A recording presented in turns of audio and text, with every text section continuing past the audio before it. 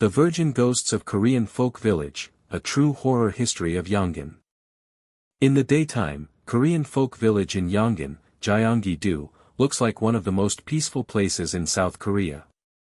Visitors walk along narrow traditional roads, pass old wooden houses, watch performances, eat traditional food, and see buildings designed to recreate life during the Joseon period. Children run through the village while tourists take photographs in hanbok. Everything feels bright, cultural, and almost timeless. But when evening arrives and the sunlight disappears behind the trees, the same village can feel completely different. The wooden houses become dark silhouettes, the narrow paths become strangely quiet, and the traditional buildings begin to look less like museum exhibits and more like homes that have been abandoned by their inhabitants centuries ago. Korean Folk Village is a real cultural attraction that opened in Yongin in 1974. It was created to preserve and demonstrate traditional Korean culture and to recreate the atmosphere of historical rural communities. Traditional structures from different parts of Korea were restored and incorporated into the village, allowing visitors to experience architecture and customs associated with Korea's past. The village is not an ancient settlement where a documented massacre occurred, and there is no reliable historical evidence proving that the entire site is genuinely haunted. However, the atmosphere of the place is closely connected to the folklore of the world it recreates, and that folklore contains some of Korea's most frightening ghost stories. One of the most famous spirits in Korean folklore is the Cheonyeo Gwisin, often translated as the Virgin Ghost. According to traditional beliefs and later popular culture, this is the spirit of a young woman who died before marriage and whose life remained unfinished. In older Korean society, marriage was deeply connected to a person's expected social role and future. A woman who died unmarried could be imagined in folklore as someone who had never completed the life that society expected from her. Instead of peacefully disappearing, her unresolved emotions were sometimes imagined as keeping her spirit in the world of the living. The traditional image of the Cheonyeo Gwisin is disturbing. She is often portrayed wearing white clothing associated with mourning, with long black hair hanging around her face. Unlike the monsters found in many modern horror stories, she does not always attack immediately. Sometimes she simply stands at a distance and watches. Sometimes she appears beside a road, near an old house, or beneath a tree. The frightening part is not necessarily what she does. It is the fact that she appears where nobody expects another person to be. This legend becomes particularly powerful inside Korean folk village because the entire environment has been designed around the traditional world from which such folklore emerged. The old wooden houses, courtyards, stone walls, wells, fields, shrines, and narrow paths create an atmosphere that modern buildings simply cannot reproduce. During the day, visitors know they are walking through a cultural attraction. At night, however, the same surroundings can cause the imagination to behave differently. A wooden door becomes a dark entrance. An empty window looks like someone is watching from inside.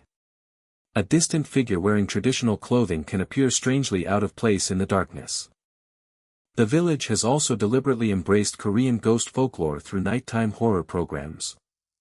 Korea.net previously documented a nighttime horror experience at the folk village in which performers portrayed traditional Korean ghosts, including a virgin ghost near a Seonangdang, a traditional village shrine associated with guardian beliefs. The experience was designed to frighten visitors, with performers appearing suddenly from the darkness.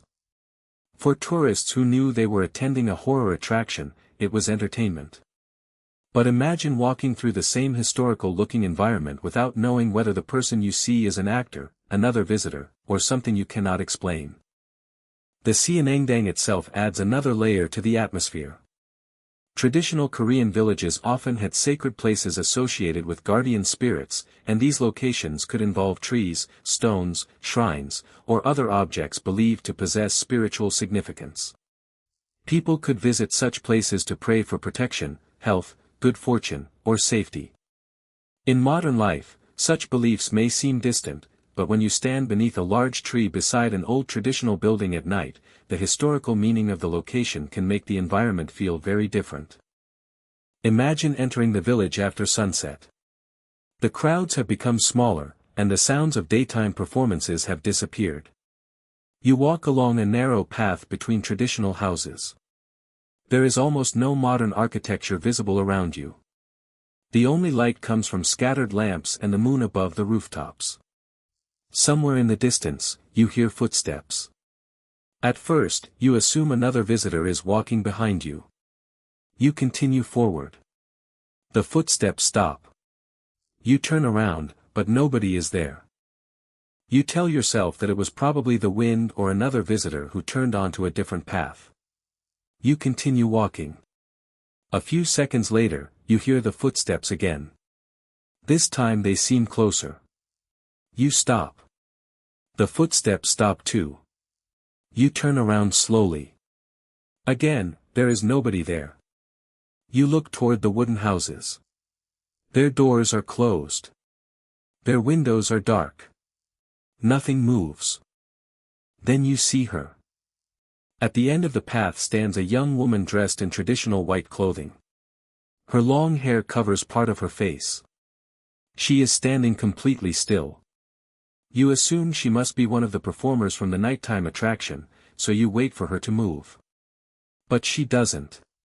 She simply stands there, staring toward you. You take one step forward. She takes one step backward.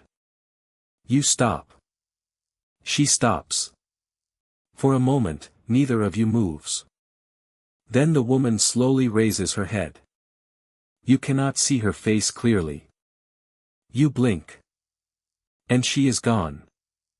That kind of encounter can feel supernatural, but there is an important distinction between folklore and documented history. The Korean folk village does not have a verified historical record proving that such a ghost actually walks its grounds. The village's supernatural experiences are part of folklore, entertainment, cultural storytelling, and the psychology of fear. The performers are real, the horror programs are real, and the legends are real traditions, but the existence of an actual Cheonyeo Gwisin cannot be established as historical fact. Yet the stories continue because the idea behind the ghost is powerful. The Cheonyeo Gwisin represents a life that ended before it was complete. She represents loneliness, social expectations, grief, and the fear of being forgotten. Her story is frightening because she is not simply a creature from another world.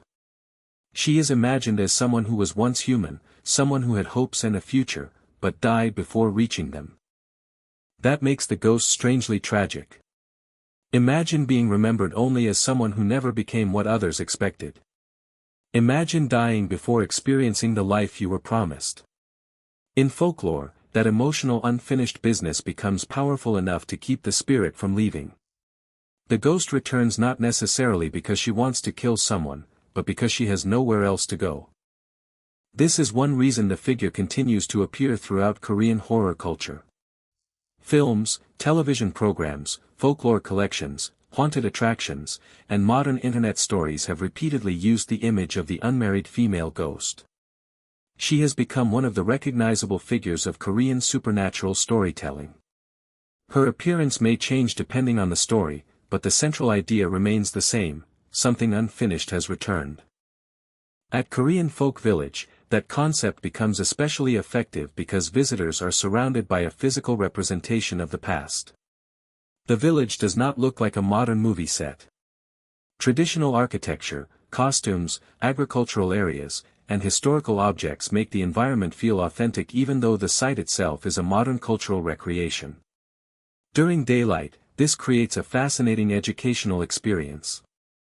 After dark, the same authenticity can become unsettling. Think about walking past a traditional house at night and noticing that one wooden window is slightly open. You stop. The wind is moving through the trees, but the window does not move. Then you hear something from inside the house. It sounds like a woman's voice. You cannot understand the words. You move closer. The voice stops. You wait. Nothing. Then you hear a quiet knock from inside. One knock. Then another. You step backward. A third knock comes from the other side of the wooden wall. Of course, there could be a completely ordinary explanation. It could be part of an attraction. It could be a sound effect. It could be another visitor. It could be the wind moving an old structure. Human beings are exceptionally good at turning ambiguous sounds into meaningful patterns, especially when they already expect something frightening to happen. But fear does not care about explanations. That is what makes places like Korean folk village so effective as horror settings. The visitor enters knowing the legends. They know about the ghosts. They know that performers may appear unexpectedly. They know that traditional Korean folklore contains stories about spirits wandering the world of the living. Their brain begins searching the darkness for evidence. A shadow moves. Was it a person? A branch moves. Was someone standing behind it? A sound comes from an empty building. Was it part of the attraction? Or was it something else? Every unanswered question makes the environment more frightening. And then there is the most unsettling possibility of all. What if you see someone when the attraction is not operating? Imagine returning to the village after a nighttime program has ended. The performers have gone. The visitors have left. The lights have been reduced. You are walking toward the exit when you notice a woman standing beside one of the old houses. She is wearing traditional white clothing. You assume she is an employee. You continue walking. She doesn't move. You look back. She is still there. You look away for only a second. When you look again, she is much closer. You freeze. There is no music. No special effect. No other people around. The woman slowly turns her head toward you. And then the lights go out. That is the moment when the imagination takes control. There is no verified evidence that such an event has occurred at Korean folk village. There is no reliable historical record proving that a virgin ghost haunts the grounds. But stories like this survive because they connect modern visitors with an ancient human fear, the fear that death does not always mean disappearance. The Korean folk village was created to preserve memories of traditional Korean life.